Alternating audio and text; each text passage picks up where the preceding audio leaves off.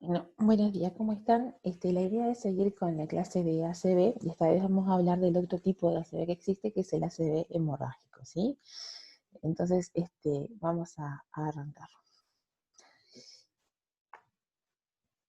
El ACV hemorrágico en realidad está dentro del mismo, o sea, el mismo tema ACV, pero vieron que tiene mucho menor frecuencia que el ACV isquémico, lo que no quiere decir que siempre lo tengamos que pensar y tomar en cuenta, ¿sí? ¿Se acuerda que cuando hablamos de ACV isquémico, nosotros dijimos que el diagnóstico era clínico de confirmación imagenológica? O sea, que repetimos, no podemos empezar ningún tratamiento sin tener la confirmación imagenológica mediante tomografía o mediante resonancia magnética.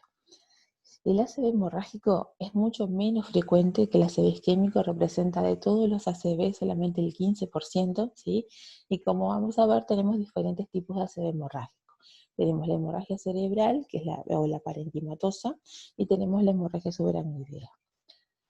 La causa, como vamos a ver, también difiere un poco. Cuando nosotros en el ACV isquémico teníamos una oclusión mediante diferentes medios de una arteria, nosotros ahora vamos a tener una ruptura arterial, que depende de dónde se encuentre esa arteria, depende de la clínica que nos va a dar. Entonces, igual es importante porque si bien es menos frecuente que el ACV isquémico, la alta mortalidad que tiene de por sí mismo representa un gran problema sanitario. Entonces siempre lo tenemos que tener en cuenta y siempre lo tenemos que pensar. Entonces, como yo les decía, depende dónde esté el vaso arterial que se rompe, depende de la clínica que nos va a dar y la etiología que va a ser. Tenemos la hemorragia intracerebral, que como vamos a ver puede ser tanto ganglio basal como lobar, ¿sí? Y tenemos la hemorragia subaracnoidea por ruptura en general de un aneurisma en el espacio subaracnoideo. Se van a presentar en forma diferente. Muchas veces vamos a tener clínicamente una aproximación diagnóstica antes de llegar a hacer un diagnóstico, ¿sí? Entonces, dentro de ese 15% de ACV hemorrágico, tenemos el ACV hemorrágico con sangrado parenquimatoso y con sangrado subaracnoideo. Esto que estamos hablando es del hemorragia parenquimatoso, ¿sí? Nosotros vamos a tener el hematoma gangliobasal, o que también se puede conocido como hematoma del hipertenso, que es este que vemos aquí, acá, o vamos a tener también el hematoma lobar.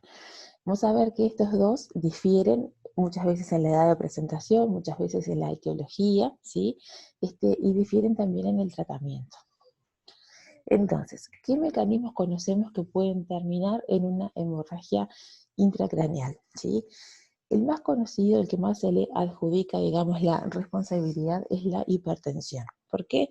Porque el 75% de las hemorragias intracerebrales estaban en presencia de hipertensión arterial. Cuando nosotros consideramos solamente los ACVs que no se deben a una malformación arteriovenosa, que no se deben a un tumor, que no se deben a un accidente de la anticoagulación y que recibieron trombolíticos y simpáticos herméticos, que esas serían causas que le darían como una causa primaria al ACV. Cuando nosotros sacamos esos ACV, de los que tenemos una etiología más clara, el 72% presentaban elementos de hipertensión arterial. Además, tanto la hemorragia intracerebral como la hipertensión se ven en edades más avanzadas de la vida. Ambas aumentan la frecuencia. En los hematomas no lobares, o sea, en los ganglios basales como esto, se ve en la mitad de los casos, ¿sí? Y en general, clínicamente se presentan con cifras muy altas de presión arterial, muy altas, hablando en el orden de los 200 milímetros de mercurio de presión arterial sistólica. Y las hemorragias intracerebrales, al igual que la presión arterial, tienen un ritmo circadiano, ¿sí? Ustedes saben que nosotros durante el día tenemos momentos en los que la presión arterial está más alta que otros momentos. En general, eso al amanecer o cerca de las 8 de la mañana y cerca de las 8 de la noche son los momentos en que tenemos más cifras de presión más elevadas. Bueno, esos momentos del día son los que también hay más frecuentemente ACV hemorrágico. Por eso también es que hay una gran asociación. Entonces, ¿cómo es que la presión arterial lleva a que haya una hemorragia intraparenquimatosa? ¿Sí? En realidad tiene por lo menos dos caminos conocidos. Uno es la lipohialinosis. Ustedes se acuerdan que para el ACV isquémico, lacunar, también hablamos de lipohialinosis como una causa de ACV. Esta misma lipohialinosis puede tener otro tipo de repercusión a nivel de vaso endotelial, ¿sí? Nosotros para el ACV isquémico vamos a tener un remodelamiento por hipertrofia, lo que va a hacer que va a disminuir el flujo sanguíneo cerebral, y esta lipohialinosis puede hacer que esta pequeña arteria perforante se ocluya y genere isquemia en el sector ganglio basal. Bueno, esta misma lipohialinosis por el daño endotelial, todo lo que es disfunción del endotelio, va a llegar a una remodelación del vaso sanguíneo, que también lo que puede hacer es afinar esa pared del vaso sanguíneo, alterando la autorregulación del líquido cefalorraquídeo y por lo tanto la permeabilidad de la barrera hematoencefálica. Esta lipohialinosis lleva a un vaso mucho más delgado, que es menos resistente a los cambios bruscos de pH, ¿sí? Que va a tener una menor compliance y que está más probable de rotura. Esa es una de las maneras que tiene la arteria de la presión de generar daño a la arteria para que lleve a la rotura, ¿sí? Entonces vieron que esta lipohialinosis se va a dar sobre todo en las arterias perforantes, que son arterias pequeñas, que son ramas en general de la cerebral media, y que aquí es donde más frecuente se dan los hematomas parenquimatosos, que son los gangliobasales, ¿sí? Otro mecanismo que tiene la presión arterial de generar daño a nivel del vaso sanguíneo es con los aneurismas de Charcot y Bouchard, ¿sí? Que también van a estar localizados en los mismos vasos lacunares que la lipohialinosis. Ustedes acá ven que esta es la arteria cerebral media, que se divide en su ramo superficial, en su ramo inferior, y antes de su división tenemos la emergencia de las arterias perforantes que van a estar destinadas a los ganglios basales. Estas arterias perforantes, que se llaman lentículos striatales por los núcleos a los que llevan, son pasibles de formarse microaneurismas. Entonces, estos microaneurismas lo que van a hacer es que sean más pasibles de la rotura también, y pueden ser la causa de un hematoma gangliobasal, ¿sí? Entonces, por medio de la hipertensión y el mal control de la hipertensión y la larga permanencia expuesto a este factor de riesgo, podemos tener tanto arteriosclerosis hialina, que hace una arteria con menos compliance y más probable de rotura, o podemos tener un microaneurisma de Bouchard, que también es más probable de que se rompa. Entonces, los aumentos de la pH nos van a generar diferentes mecanismos que nos van a poder causar tanto ACV isquémico como ACV hemorrágico, ¿sí? El ACV isquémico es lo que habíamos hablado previamente. Podemos tener la lipohialinosis, podemos tener infartos lacunares isquémicos. Va a aumentar la arteriomatosis y además nos va a tener complicaciones a nivel miocárdico, que es lo que puede llevar a un ACV isquémico. Y ahora sabemos que el aumento de la presión arterial también va a tener alteraciones a nivel de lo que es la musculatura del vaso sanguíneo, y que esta misma lipohialinosis nos puede llevar a la formación de microaneurismas con la consiguiente rotura e infarto y hemorragia intracerebral. Entonces, ¿dónde vamos a tener localizados en general los infartos hemorrágicos? El 60%, la mayoría, van a ser gangliobasales, ¿sí? Dentro de los ganglios basales, el 40% van a ser en el putamen y el 20% en el tálamo. El 20% va a estar en la sustancia blanca y el otro 20% se va a repartir entre el tronco cerebral y el cerebelo. Como vamos a ver, esta frecuencia de presentación no es al azar, sino que tiene mucho que ver con la frecuencia de donde estén los microaneurismas de Charcot, ¿sí?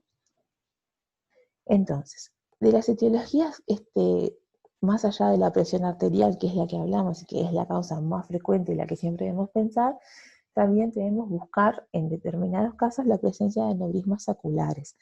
Aneurismas que estén presentes y que se hayan roto y que hayan generado una hemorragia intracerebral. También debemos buscar, sobre todo en pacientes jóvenes, en pacientes que no tengan factores de riesgo conocidos, la presencia de malformaciones arteriales y venosas. Cuando nosotros estamos frente a un paciente ya de edad avanzada o no tan avanzada, pero que tenemos un claro factor de riesgo como es la presión, y que en ese momento tiene 190, 200 o más de presión arterial, en realidad es menos probable que se trate de una causa menos frecuente. En general son hematomas del hipertenso. Pero cuando nosotros nos presentamos ante una hemorragia cerebral parenquimatosa en un paciente de menor edad o que no está clara la presencia de presión arterial o que en ese momento tampoco era tan elevada la presión, siempre debemos completar estudios para valorar la presencia de alguna malformación o aneurisma, ¿sí? Los traumas craneales en realidad también nos pueden dar hemorragias, pero van a ser otro tipo de hemorragias por rotura que vamos a tener, por ejemplo, los hematomas extradurales o los subdurales que no vamos a hablar hoy. Entonces, ¿qué otras causas más raras, pero que sí yo las tengo que tener en cuenta en el momento de pensar qué le pasó a este paciente que tiene un sangrado intracerebral? Los aneurismas micóticos, ¿sí? que son en realidad consecuencia de una infección de la pared arterial, y siempre debemos buscarla en sospecha, endocarditis o viceversa. Si encontramos el aneurisma micótico, ir a buscar la endocarditis. Disecciones arteriales que pueden hacer que tengan una complicación lejana y que se dé la rotura y por lo tanto el sangrado parenquimatoso. La presencia de tumores, coagulopatías, en pacientes que reciben tratamientos con trombolíticos o pacientes que están anticoagulados, ¿sí? Esos también pacientes son pasibles de que tengan estas complicaciones hemorrágicas. El síndrome de reperfusión, ¿sí? Cuando nosotros hacemos la reperfusión, ya sea química, con la trombolisis o con la trombectomía mecánica, sobre el infarto, ¿se acuerdan que hablamos de que había un área que era el área de penumbra, que era el área rescatable, que era el área que se beneficiaba de que nosotros le lleváramos sangre y se iba a reperfundir, pero había un área que ya estaba isquemiada y que en realidad esta área no se iba a beneficiar de que nosotros recanalizáramos la arteria. Bueno, ¿por qué? Porque esta área ya no tiene neuronas que se reperfundir. Entonces lo que genera cuando nosotros reperfundimos ese vaso sanguíneo es la extravasación sanguínea y por lo tanto la transformación hemorrágica, que puede ser tanto secundaria a un tratamiento o puede ser la transformación hemorrágica que se da espontáneamente en muchos ACV, sobre todo los cardioembólicos. Después tenemos causas bastante menos frecuentes como arteritis, enfermedad de Moyamoya, angiopatía amiloide, encefalopatías tóxicas, encefalitis hemorrágicas, y las secundarias al consumo de simpáticos miméticos como pueden ser la cocaína, el crack o las anfetaminas. El que nosotros vamos a pensar cuando nosotros nos enfrentamos a un paciente depende de la edad, de los antecedentes, de la presentación, de las cosas a las que esté expuesta este paciente, es lo que nosotros vamos a intentar ahondar e investigar por qué le puede haber pasado esto, ¿sí? Pero debemos conocer por lo menos todas las causas que la pueden dar, porque si no las conocemos no las podemos pensar. La angiopatía amiloide, por ejemplo, va a presentarse como ACVs hemorrágicos lobares grandes en general, en personas que son mayores. Entonces nosotros, a estos pacientes que nosotros tenemos un hematoma lobar en una persona de 85 años, por ejemplo, no es tan probable que tenga una malformación, sino lo más probable es que tenga una angiopatía amiloide. Entonces lo voy a estudiar como tal con las secuencias de resonancia que me permitan ver si hay antecedentes y que hubieran sangraditos previos que a mí me pongan en la pista de que se trate de una angiopatía amiloide. Entonces, ¿por qué la hemorragia cerebral nos va a causar esta sintomatología? Nosotros hablamos que tenemos un vaso sanguíneo que puede ser un vaso sanguíneo muy chiquito que se rompió o uno más grande. Entonces de eso nos va a determinar el tamaño del hematoma cerebral. Pero no solo depende de eso, sino también depende de la compliance que tenga ese cerebro. No es lo mismo un sangrado agudo y que yo aumente la presión intracraneana en una persona joven que no tiene nada de involución encefálica y que de repente yo sumo mucho cc de sangre a ese cerebro que va a tener una mayor hipertensión arterial, endocraniana, que si yo tengo un ACV hemorrágico con un hematoma en un paciente, por ejemplo, que tiene mucha atrofia, ¿sí? Que tiene los surcos muy atrofiados y que en realidad hay de alguna manera más lugar para que ese cerebro se adapte al cambio de presión intracraneana. Entonces, todos esos elementos van a tener van a tener que ver al momento de la presentación de esta ACV.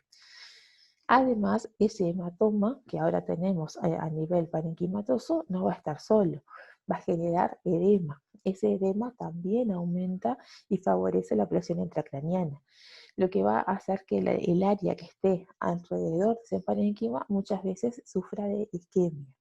Y la otra complicación que nos puede aumentar la hipertensión intracraniana es la hidrocefalia.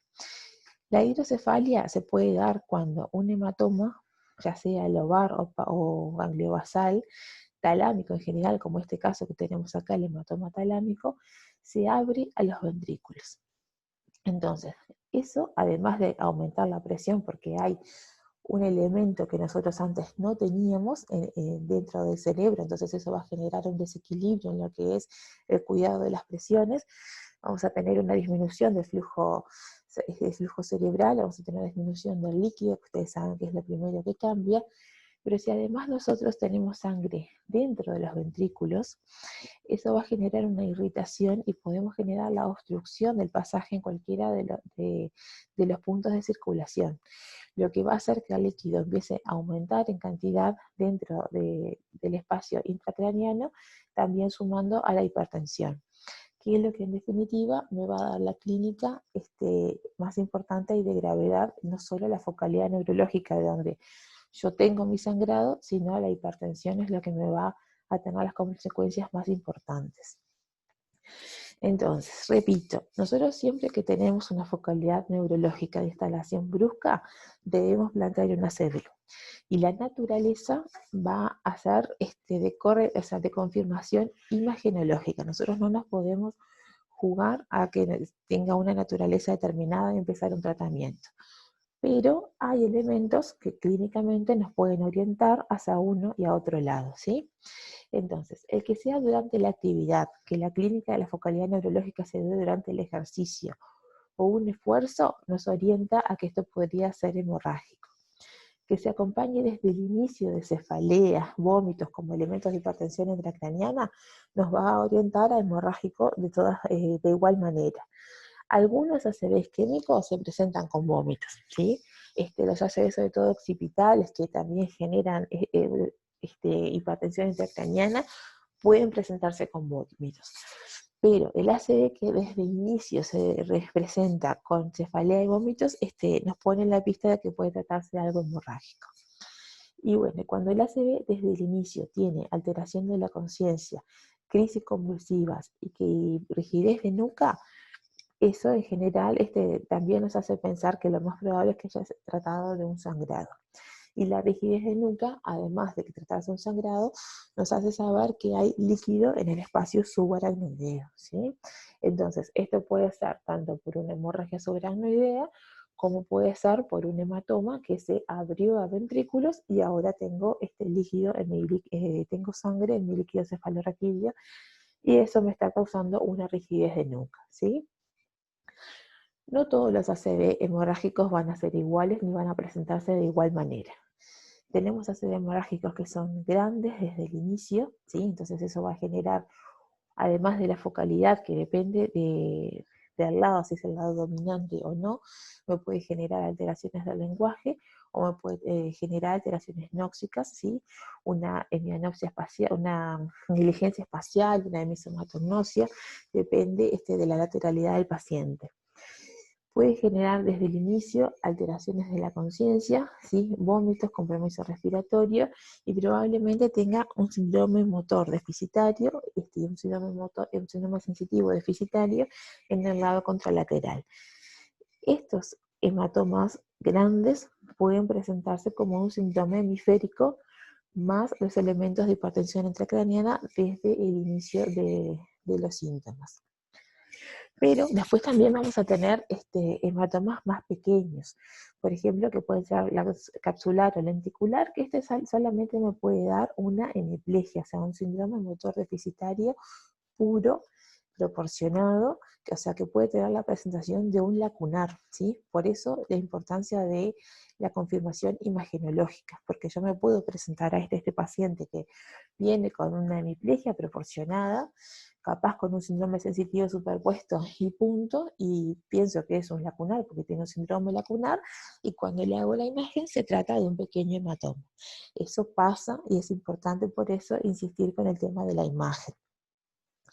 Un infarto, un hematomita talámico, por ejemplo, como es el que se ve acá, que está bien el tálamo con sangre, puede dar, si es al lado no dominante, por ejemplo, un síndrome sensitivo puro, ¿sí? Un hematoma lobar que esté en la encrucijada parieto-occipital izquierda, me puede dar un síndrome apráxico afásico derecho, con trastorno de la orientación espacial, negligencia visual. O sea que eso puede tener una clínica diferente, más complicada, que no es tan fácil de interpretación como que viene con una hemiplegia. Y ese paciente también yo voy a confirmar el hematoma mediante una imagen. Cuando el ACV hemorrágico se da en el tronco cerebral, también puedo tener clínicas variadas, depende de la altura del tronco cerebral que se presenta y del tamaño, ¿sí? Estos ACV hemorrágicos en realidad son igual o más peligrosos porque acuérdense que todo lo que es la fosa posterior tiene menor compliance todavía de lo que es lo supratentorial. Entonces, un pequeño volumen de sangre va a tener consecuencias mayores sobre la presión intracraneana. El ACV del tronco cerebral pequeñito puede dar una isquemia similar, o sea, una clínica similar a las arterias perforantes. ¿Sí? Puede también darme un síndrome lacunar que puede ser, por ejemplo, algo motor puro. Sin embargo, los ACVs más grandes, por ejemplo que es un ACV en la protuberancia, en general me va a dar una clínica más importante con cuadriplegia, estupor, coma, elementos de descerebración, alteraciones respiratorias, vegetativas, pilas puntiformes, y que frecuentemente llevan a la muerte del paciente. Estos ACV son dramáticos porque son como un ACV de rápida instalación y que en general puede llevar a la muerte de forma muy, muy rápida. Es justamente porque daña estructuras nobles, altera el centro de la respiración, por ejemplo, y además ese pequeño volumen de sangre que yo tengo en mi protuberancia va a generar grandes cambios a nivel de la presión, de la presión intracraneana. Un hematoma de cerebelo, por ejemplo, me puede dar cefalea, vómitos, rigidez de nuca o estupor, ¿sí? Además de la clínica por las vías cerebelosas afectadas. O sea que yo puedo tener un paciente que tiene una ataxia de instalación brusca, una incoordinación, una dismetría, que eso puede ser leve, pero con grandes elementos de hipertensión intracraneana. Entonces, eso siempre me debe hacer pensar en la presencia de un hematoma cerebeloso. Entonces, el diagnóstico de estos pacientes va a ser siempre con imagen, ¿sí? Una tomografía inicial sin contraste me va a permitir ver, depende del tiempo de evolución que tengan instalados los síntomas, la sangre de forma espontáneamente hiperdensa. ¿Qué significa eso? Yo no le voy a administrar contraste y voy a dar la sangre así, blanca, ¿sí? Pero para hablar técnicamente yo tengo que decir que en una tomografía voy a ver una imagen hiperdensa. Depende del momento en que yo haga la imagen, si es una ACV que yo lo hago en agudo, que es inmediato a la presentación de los síntomas, en realidad yo voy a ver así como ven en esta primera imagen acá, ¿sí? Algo que es clarísimo, ¿sí? Que es muy diferente a lo que es el parénquima normal, y acá ya vemos esta área más hipodensa alrededor, que en realidad es la zona que puede corresponder a edema, que después vamos a ver si eso generó o no generó isquemia. Y vieron que ya está apretando las estructuras de alrededor, o sea, porque se ven que hay un apretamiento, un borramiento de los surcos, hay una desaparición de lo que es el asta lateral del ventrículo homolateral, hay una desviación de la línea media, que eso se mide imagenológicamente y según la cantidad de que esté desviado nos va a tener determinaciones pronósticas. Y hay una compresión de lo que es el ventrículo contralateral. Vieron que está chiquito, apretadito ahí. Esto me habla de que esto está generando, además de la focalidad por el hematoma, está generando elementos de hipertensión intracraneana. Si yo me encuentro con el paciente o con más días de evolución o que voy a hacer una tomografía de control, en realidad yo ahí no voy a tener la sangre tan hiperdensa. ¿Por qué? Porque en realidad se va a ir degradando la hemoglobina, se va a trasvasar al espacio intracelular y voy a hacer transformación metahemoglobina. Entonces eso no me va a permitir ver la sangre tan densa, sino que ya voy a tener algo un poco más tenue y de menor contraste con lo que es el parénquima, pero que igual se puede ver. Si nosotros hacemos un control crónico a las semanas, probablemente tenga, como lo que se ve acá, un anillo hipodenso, que esto en realidad lo que me va a mostrar es una secuela. La sangre demora semanas en reabsorberse, ¿sí? No es que tenga que hacerle una tomografía todos los días, demora semanas. En general se hace a los varios días, dependiendo si yo tengo que cambiar algún tratamiento por eso, pero no le estoy haciendo una tomografía todos los días.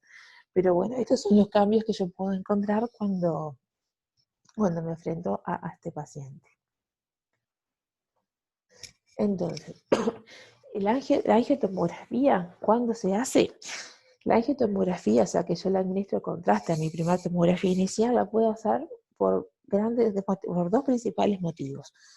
Uno es en el paciente, como yo les decía, en paciente joven, que no tiene factores de riesgo y que tiene un hematoma lobar y que yo quiero saber si ese hematoma lobar se debe a que tenga un aneurisma o una malformación arteriovenosa.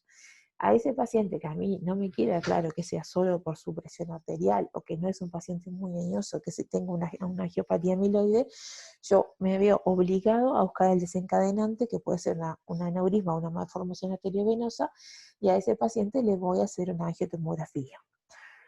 Pero el otro motivo por el que yo voy a hacer una angiotomografía de inicio es para saber si mi hematoma todavía se sigue produciendo, si todavía está sangrando o si el sangrado ya está detenido.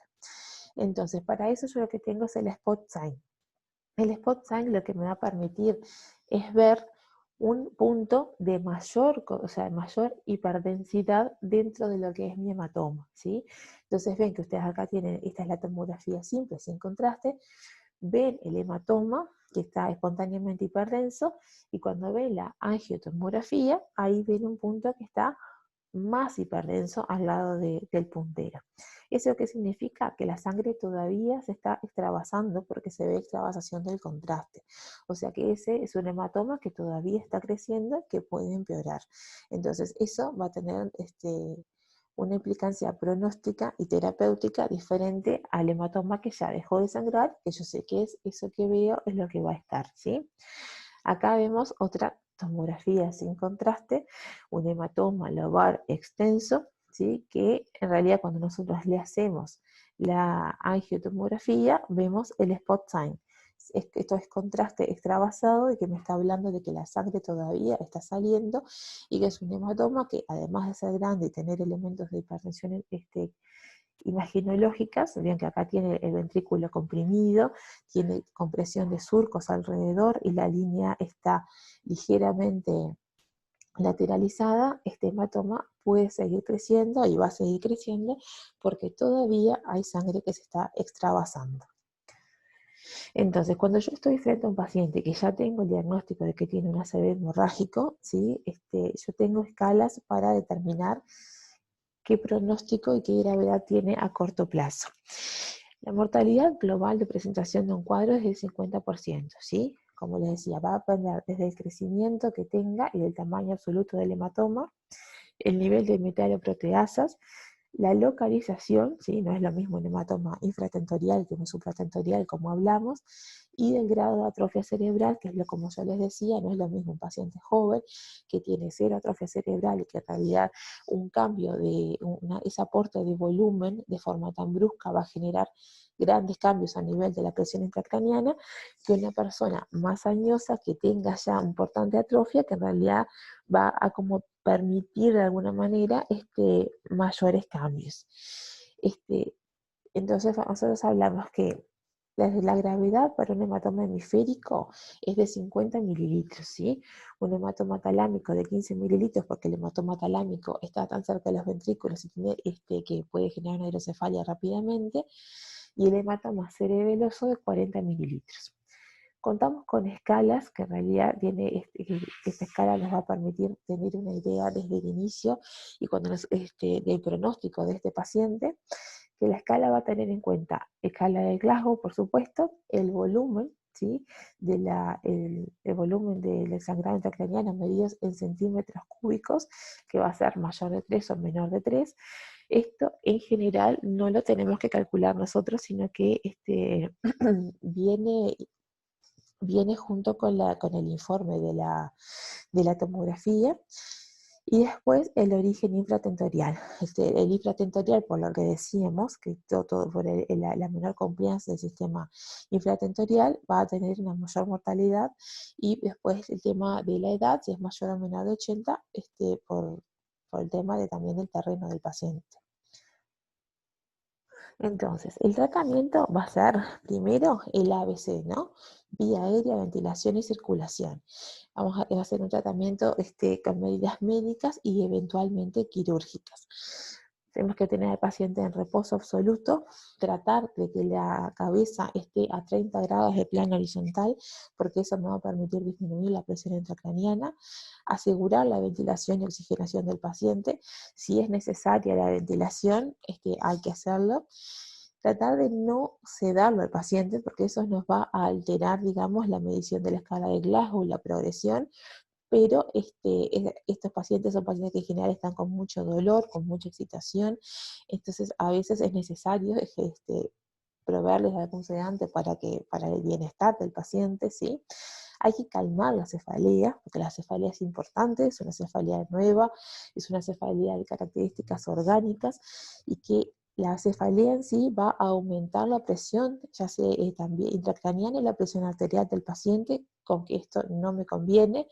La cefalea además le va a dejar al paciente más excitado, le va a dejar querer moverse, lo que me va a aumentar tanto la presión sistémica como la presión intracraniana. Entonces debemos calmar la cefalea del paciente, ¿sí? Usar antipiréticos y anticonvulsivantes. Los anticonvulsivantes no los usamos siempre y desde inicio. En general los hacemos si el paciente tiene alguna crisis, ¿sí? Pero bueno, hay quienes, sobre todo las hemorragias subaracnoideas, porque como la sangre está en contacto, digamos, con lo que es la corteza, se usan desde inicio, pero en general los usamos si el paciente tiene algún síntoma, si hizo alguna crisis y no en forma primaria. El control de la glucemia es fundamental. Ustedes saben que la hiperglicemia es deleteria para el sistema nervioso central. Entonces, si el paciente está con hiperglicemia, eso hay que corregirlo. Y después el control de la presión. El control de la presión en general va a depender un poco del tamaño del hematoma. Con grandes hematomas somos un poco más como permisivos con la presión, pero con hematomas pequeños, gangliobasales, hoy en día se tiende a que esté lo más cerca de la normalidad posible, tendiendo a 140. Entonces, el labetalol un fármaco que nosotros usamos bastante. El labetalol es un betabloqueante que se hace en forma intravenosa y que tiene la ventaja de que se puede administrar rápido y tiene un rápido efecto y que es titulable. ¿Qué significa eso? Que si yo le hago una infusión de labetalol o le hago un pequeño bolo de labetalol y yo corto la infusión, rápidamente voy a tener una detención de su efecto si digamos que ya obtuve mi objetivo. Entonces la betalol es una droga que en estos casos se usa bastante. Consideraciones especiales en el tratamiento es los pacientes que no tienen una hemorragia espontánea, sino que, por ejemplo, es una complicación de la administración de fibrinolíticos. ¿Se acuerdan cuando hablamos de ACV isquémico que el fibrinolítico era un activador de plasminógeno, ¿sí? Lo que hacía era pasar el trombo a plasmina y con eso generaba la rotura del trombo. Entonces, por su propio mecanismo de acción, el riesgo de que el paciente presente un sangrado intracraniano está. ¿Sí? Se ve poco, si el paciente tiene una indicación total y nosotros revisamos todos los criterios, no se tiene por qué dar, pero a veces se puede dar. Entonces nosotros tenemos que estar preparados para que si eso sucede, actuar en consecuencia. Si nosotros estamos haciéndole fibrinolisis, estamos haciendo el tratamiento con RTPA a un paciente y vemos que tiene una variación del NIS mayor a 4 puntos, presenta alteración de la conciencia, presenta elementos de hipertensión intracraniana, como puede ser cefalea brusca, vómitos, nosotros debemos interrumpir la administración del RTPA y llevar a ese paciente de forma urgente a realizarse una tomografía para confirmar que no hayamos tenido una complicación hemorrágica. De ser así, en realidad el tratamiento nosotros lo hacemos junto con los equipos de hemoterapia y se hace con crioprecipitado y concentrado plaquetario. Y, por supuesto, no se regresa a la infusión del RTPA. Si el paciente presentó esos síntomas, pero en realidad no se debió a un sangrado, sino a la progresión de su ACV isquémico, y todavía estamos dentro del tiempo de las 4 horas y media, podemos retomar la infusión, ¿sí? Pero en ese momento debemos tener una tomografía urgente que nos descarte la presencia de sangrado intracraniano. El tratamiento quirúrgico no va a ser para todos los pacientes. Va a depender de la localización del hematoma, va a depender de la edad del paciente, de la presentación clínica que tenga, ¿sí? Hay diferentes niveles de tratamiento quirúrgico. Puede ser la colocación de un monitor de presión intracraniana, ¿sí? Que ese paciente en realidad es un paciente que en general va a estar sedado, entonces nosotros mediante la medición de la presión intracraniana tenemos una mejor imagen de lo que está pasando y que si precisamos algún otro tratamiento más avanzado, podemos hacer una derivación ventricular en los pacientes que tienen la hidrocefalia, que tienen sangre dentro de los ventrículos. Eso puede, la derivación ventricular lo que va a generar es, al disminuir la cantidad de líquido que tengamos en el espacio subaracnoideo, vamos a bajar la presión intracraniana y de esa forma vamos a disminuir la sintomatología y el daño parenquimatoso eventual. Otra cosa que se puede hacer es la evacuación del hematoma, ¿sí? Que se hace mediante, abrimos lo que es la calota y sacamos sangre, y de esa manera disminuimos la presión intracraniana y liberamos un poco el parenquima que estaba siendo apretado. Los hematomas de cerebelo de 2 o 3 centímetros, que tengan desplazamiento del cuarto ventrículo, hidrocefalia, evidencia de compresión del tronco cerebral o disminución de la conciencia, tienen indicación quirúrgica. Los hematomas supratentoriales tienen que ser más grandes, si son lobares o lenticulares, y que ingresan con un buen estado neurológico, o sea que la clínica en realidad no era tan importante y de repente se deterioran, esos pacientes tienen indicación de tratamiento quirúrgico, ¿sí? Y los hematomas de caudado y tálamo cuando tienen inundación ventricular. Siempre igual, en general nosotros pedimos la interconsulta con el equipo de neurocirugía cuando tenemos un hematoma parenquimatoso, sabiendo que no todos tienen la indicación, pero siempre por lo menos tenerlos al tanto, por ejemplo, en estos pacientes que tienen hematoma lobar y que están bárbaros, que en ese momento quizás no tengan la indicación quirúrgica, pero que estén sobre aviso, porque en realidad la indicación quirúrgica puede variar, puede aparecer en cualquier momento. Estos son pacientes que son muy dinámicos y que hay que estar al lado de ellos porque se pueden complicar, ¿sí? Por ejemplo, esta fotito que está acá es muy representativa porque vieron que el hematoma no es muy grande, es un pequeño hematoma, pero está en un punto estratégico que generó una gran hidrocefalia. Esta gran hidrocefalia es una hidrocefalia aguda, o sea, es un aumento de volumen del líquido cefalorraquídeo de un momento para el otro, en un paciente que, si bien tiene un poco de atrofia, en realidad le determinó seguramente un gran cambio en la presión intracraniana. Entonces, estos pacientes tienen una indicación quirúrgica porque esto puede ser mortal, y este cambio se da de un segundo para el otro. Entonces, eso era acerca de los hematomas parenquimatosos. Ahora vamos a hablar un poquito de lo que es la hemorragia subaracnoidea no traumática, ¿sí? Es relativamente menos frecuente que otras causas de ACV, ¿sí? Es el 1 o 2% del total, y vemos de 2 a 6 casos por 100.000 habitantes al año. Se suele dar en personas de edad más avanzada, pero en general se da en mujeres de mediana edad. ¿Por qué? Porque es la misma edad de frecuencia que se manifiestan los aneurismas, que son la causa de esta hemorragia subaracnoidea.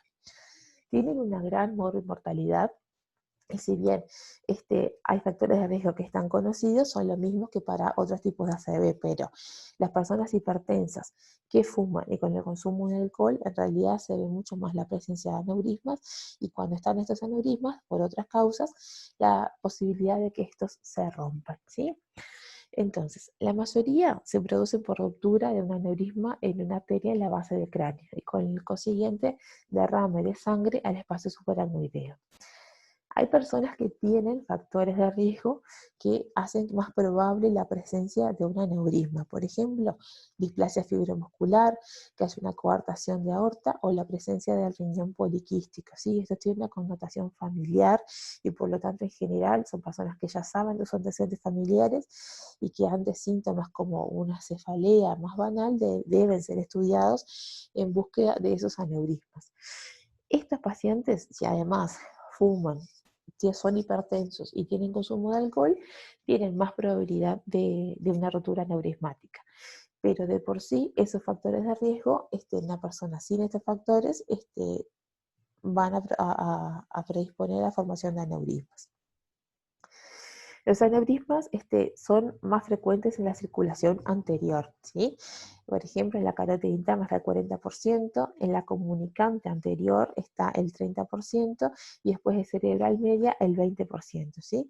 Acá tenemos una representación del aneurisma, por ejemplo, acá en la comunicante se ve precioso, en la cerebral media, y la circunvalación posterior son menos frecuentes por suerte, ¿sí? Pero vieron acá, por ejemplo, tenemos esto lo que sería el tronco basilar, que se forma de una vertebral, otra vertebral, y acá tenemos el aneurisma, ¿sí? Estaría ubicado acá.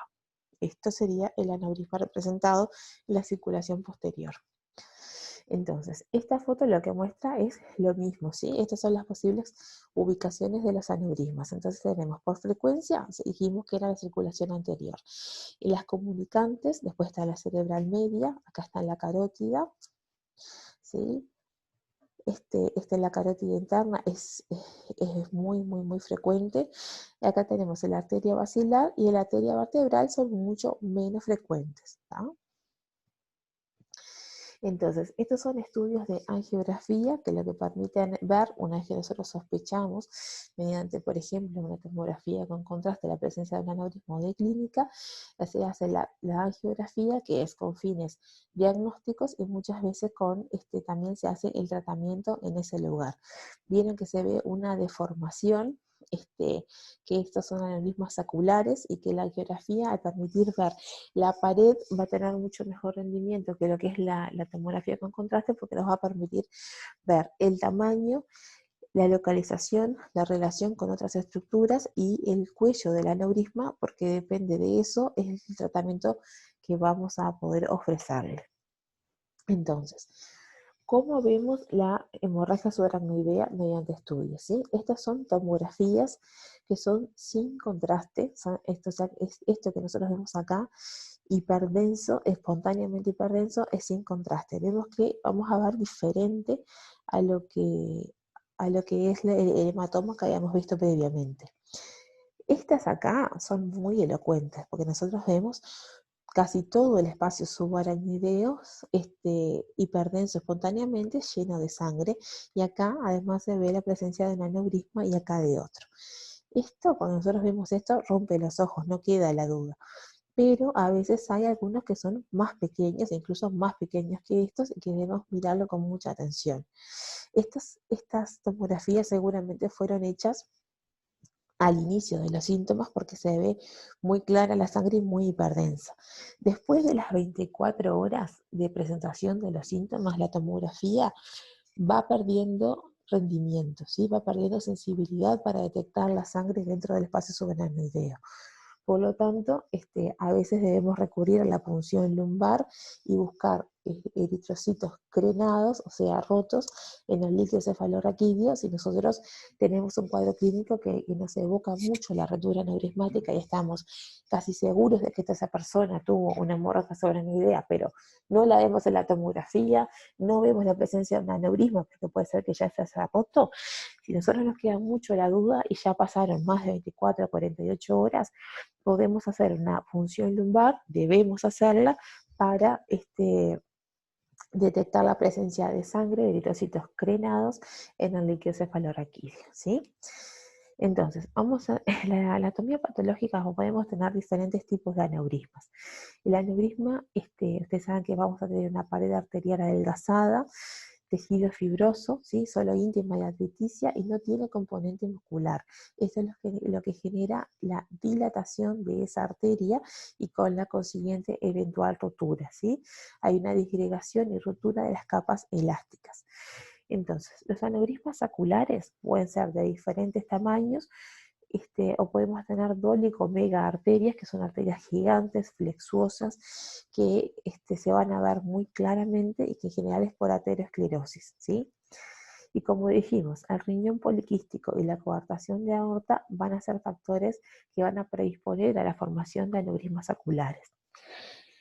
Después tenemos los aneurismas micóticos, que son aneurismas que acá se ven, por ejemplo, que vieron que tienen menos cuello, tienen una forma más grande, son más irregulares, pueden ser múltiples, ¿sí? Están en ramas distales de la cerebral media y pueden estar en la presencia de endocarditis o alguna enfermedad sistémica. Siempre debemos buscar la presencia de Aspergillus fumigatus o de un mixoma a nivel cardíaco. Estos aneurismas se forman diferentes, en realidad son por una infección de lo que es la pared arterial, que lo que hace es dejar esa pared más débil y de esa manera formar el aneurisma. Entonces, el cuadro clínico va a depender del momento en que nosotros nos encontremos con este aneurisma, ¿sí?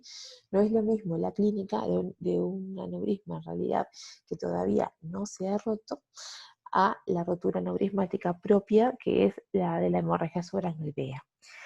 Los aneurismas saculares sintomáticos, ¿sí? Pueden dar solamente, por ejemplo, un aneurisma supraclinoideo o la compresión de un par craneano, y podemos tener solamente un tercer par, ¿sí? Entonces vamos a tener un tercer par completo, o sea, con tosis, con imposibilidad en la aducción, elevación y descenso del ojo, y voy a tener compromiso pupilar. Entonces, si yo tengo una persona que me instala un tercer par completo, que viene con el ojo caído, que no puede mirar para afuera, para arriba ni para abajo, que su pupila está comprometida, no puedo no hacer una imagen para descartar que tenga un aneurisma intracerebral, ¿sí? Es un síntoma que es un clásico y que siempre me tiene que hacer pensar en eso. Hay otros pares craneanos que pueden estar comprometidos. Por ejemplo, un aneurisma carotidio que esté en el seno cavernoso me puede dar no solo un tercer par, sino que puede tener un sexto, puede tener una alteración en lo que es la sensibilidad de la segunda y tercera rama del quinto, pero es una persona que también se va a presentar con otros elementos de síndrome cavernoso, puede tener proptosis de ese ojo, puede tener una oftalmoparesia dolorosa, ¿sí? Entonces, en ese paciente también me veo obligado a auscultarle el ojo para ver la presencia de que no tenga un soplo y hacer una imagen que me descarte la presencia de un aneurisma a nivel de seno cavernoso. Otro par que puede verse afectado, que en realidad no es por compresión, sino es como un indicativo de que hay un aumento de la presión intracraneana, es el sexto par. El sexto par no me va a hablar de localización, pero sí me va a hablar de un aumento de la presión intracraneana, ¿sí? Otro tipo de presentación que tiene el aneurisma es la cefalea centinela, ¿sí? El Standard Club, que es una cefalea intensa, nueva, diferente, con cambios de características, que puede ser aparecida ante un esfuerzo, ante una maniobra de Valsalva, y que siempre debe derivar en su estudio. Cuando nosotros no podemos, no hubo clínica, no hubo presentación, o no se pudo encontrar el aneurisma antes de su rotura, vamos a tener una sintomatología propia de la rotura que es la tríada con una cefalea brusca, intensa, que en general se presenta en actividad, con claros elementos de hipertensión intracraneana, que pueden ser vómitos, alteración de la conciencia, y que puede tener acompañado de crisis epilépticas, ¿sí? Entonces, cuando pasa esto, yo tengo que descartar la hemorragia subaracnoidea y después seguir con los otros diagnósticos, ¿sí? Pero una persona que está bien y de repente presenta hipertensión intracraneana, o sea, náuseas, vómitos en chorros que no son precedidos de arcada, alteración de la conciencia, rigidez de nuca, eso me tiene que hacer pensar siempre en una hemorragia subaracnoidea. Entonces, para la hemorragia subaracnoidea también tenemos escalas de pronóstico precoz, ¿sí? Esto de por sí es una patología que tiene una mortalidad importante, pero va a depender también de la edad del paciente, de la cantidad de líquido cefalorraquídeo que yo tenga comprometido con sangre y de lo rápido que yo pueda hacer el diagnóstico y eventual tratamiento, ¿sí? Entonces tenemos la escala de Handy-Hess y la escala de Fisher, ¿tá? La escala de Handy-Hess en realidad va del 1 al 5 y vieron que tenemos un paciente asintomático o cuasi asintomático con ligera rigidez de nuca, un paciente con cefalías moderadas severas, que sí tiene rigidez de nuca, que sí hay parálisis de un nervio craneal sin otro déficit neurológico, un paciente más grave con somnolencia, confusión y un déficit focal moderado. El estadio 4 es un paciente que está tuporoso, que tiene una focalidad clara, que puede ser una hemiparesia, oposición de descerebración temprano, ¿sí? O elementos neurovegetativos, o un paciente que ya está en coma profundo, con posición de descerebración, y que apariencia moribunda, bueno, con muy grave estado, ¿sí? Y la escala de Fisher en realidad vamos a tener que no se observa sangre en la tomografía, si hay un sangrado difuso que no es suficientemente denso como para presentar un coágulo homogéneamente grueso, sangrado denso o un sangrado intracraneal intraventricular con o sin sangrado de las cisternas de la bolsa. Entonces, estas dos escalas yo las puedo aplicar una vez que tenga la primera tomografía y nos va a permitir, según los grados que tenga, hablar de un pronóstico. Así que esto es muy importante al momento de pararnos ante un paciente, para hablar con la familia, para saber qué debemos hacer y cuán rápido debemos actuar con este paciente. La hemorragia subaracnoidea, además de la gravedad que tiene en el momento de la presentación y de la importancia del cuadro clínico, tiene complicaciones a posteriori, ¿sí? Por la propia fisiopatología y por lo que se da a nivel del sistema nervioso central, tiene complicaciones a posteriori que son las más importantes. El resangrado. A veces pasa que si nosotros no tratamos ese aneurisma en forma rápida, o puede haber, mientras nosotros estamos coordinando el clipado o de cierre de ese aneurisma, puede haber un resangrado. Eso pasa, ¿sí? Es una complicación que puede pasar. Pero días después, además, vamos a tener otros tipos de complicaciones que son la isquemia, ¿sí? Porque nosotros vamos a tener irritación de lo que es el parénquima, y eso puede generar isquemia, y podemos tener vasoespasmo. Nosotros acuérdense que vamos a tener sangre en un lugar donde no debe haber, ¿sí? Vamos a tener aumento de la presión intracraniana, entonces eso va a generar un vasoespasmo que depende de la entidad y del tiempo que ese vasoespasmo nos puede generar isquemia o necrosis del parénquima cerebral, ¿tá? Entonces eso es algo que yo debo evitar. Para valorar la presencia de vasoespasmo se puede hacer un espectro PET o se puede hacer un Doppler transcraneal, que es un estudio que está disponible, que es inocuo, que no es invasivo, y que en realidad lo podemos hacer a los pies de la cama del paciente, y que nos va a permitir medir el flujo, la resistencia de flujo, y de esa manera determinar si hay o no vasoespasmo. Entonces esa es la forma más fácil y más accesible.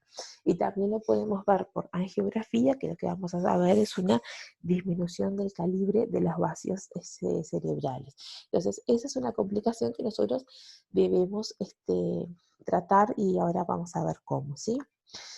Entonces, el tratamiento, vamos a tener un tratamiento médico y eventualmente quirúrgico. La estabilización va a depender de lo que es la escala de Handy-Hess, como hablamos, que está acá con que puede ser una sedación ligera y la necesidad de intubación y ventilación mecánica, ¿sí? Hay que controlar los niveles de presión arterial, eso desde el inicio, desde el arranque. Y desde el primer momento decidir si va a haber un tratamiento quirúrgico o endovascular en las primeras 24 horas, y va a depender de la localización del aneurisma, del tipo de aneurisma, del cuello del aneurisma, sobre todo la accesibilidad, y también de la experiencia del equipo tratante, si va a ser un tratamiento quirúrgico o un tratamiento endovascular, ¿sí? El objetivo de nuestro tratamiento va a ser disminuir el riesgo de una nueva hemorragia y evitar el vasoespasmo y las complicaciones, ¿tá? Y tener un aneurisma ocluido que va a tener muchísimo menos posibilidades de resangrado. Entonces, ¿cómo yo voy a tratar el vasoespasmo? El que está demostrado y que nosotros usamos es la nimodipina, ¿tá? La nimodipina es un antagonista de los canales de calcio que nosotros debemos empezarlo de inmediato cuando tenemos el diagnóstico de hemorragia subaracnoidea, porque está demostrado, tiene un gran nivel de evidencia con ensayos controlados aleatorizados, que tiene implicancia sobre el vasoespasmo, o sea que la nimodipina yo la voy a usar. Hay otros medicamentos, otros fármacos, como ustedes ven acá, que también están estudiados y está demostrado para muchos de ellos que tienen efectos sobre el vasoespasmo, que son el magnesio, las estatinas, pero en realidad nosotros utilizamos la nimodipina. El tratamiento quirúrgico va a ser con cirugía abierta, ¿sí? O va a ser con la aplicación de coils. ¿Sabe? Nosotros, esto va a depender, como dijimos, de la localización del aneurisma en sí, de las características del aneurisma, de la accesibilidad, de donde yo esté y la experiencia que tenga el equipo quirúrgico tratante, ¿sí? Entonces, puede ser por clipado, como ustedes ven acá, que está la presión del aneurisma, un clipado externo, o por el tratamiento endovascular, que en realidad se le van poniendo coils. Esta pelotita en realidad está formada de varios coils, que son unos dispositivos metálicos que se llevan hasta el lugar del aneurisma y se lo sueltan, y ellos van tomando una forma que lo que hace es ocluir el espacio que hay dentro del aneurisma y de esa manera aislarlo de todo lo que es el resto del torrente sanguíneo, ¿sí? La cantidad de coils que precise el aneurisma va a depender del tamaño de este, pero el objetivo es eso, aislar el aneurisma de lo que es la circulación. Otras causas menos frecuentes, pero que debemos tenerlas en cuenta, debemos saber que existen, porque hay muchos pacientes que las presentan y las debemos pensar, son las malformaciones vasculares no aneurismáticas, ¿sí? Que pueden ser muy diferentes, desde leves telangiectasias capilares que pueden determinar un pequeño sangrado, a grandes angiomas venosos, angiomas cavernosos que pueden presentar en el tronco, por ejemplo, y dar un hematoma de protuberancia, o malformaciones arteriovenosas importantes con gran flujo sanguíneo, que esto también depende de dónde esté, del tamaño y del flujo que tengan, van a diferir la calidad del tratamiento, ¿sí? También podemos tener malformaciones arteriovenosas tipo fístulas directas, ¿sí? Por ejemplo, miren, esta es una gran fístula que en realidad esto puede dar una clínica mucho antes de lo que es el sangrado, ¿sí? Podemos tener epilepsia focal, podemos tener directamente el sangrado, o puede haber soplo en el hemisferio cerebral, o pueden haber signos de deterioro focal, o sea, signos de isquemia por robo de sangre, ¿sí? Que puede darse un fenómeno de robo que en realidad lo que hace sea dirigir todo sangre al torrente sanguíneo a un sector del parénquima, dejando otro con menos flujo y con el consecuente isquemia, ¿tá? Esto puede tener presentaciones muy diferentes, pero en general puede ser una cefalea diferente, nueva, de cambios de características, o una cefalea crónica que debo estudiar, o una epilepsia focal, ¿sí? Pero las malformaciones arteriovenosas las debemos tener presentes porque se dan y tienen importante gravedad si no las detectamos a tiempo. Bueno, espero que les haya sido útil y bueno, cualquier cosa a las órdenes para cualquier pregunta que me quieran hacer llegar, ¿sí?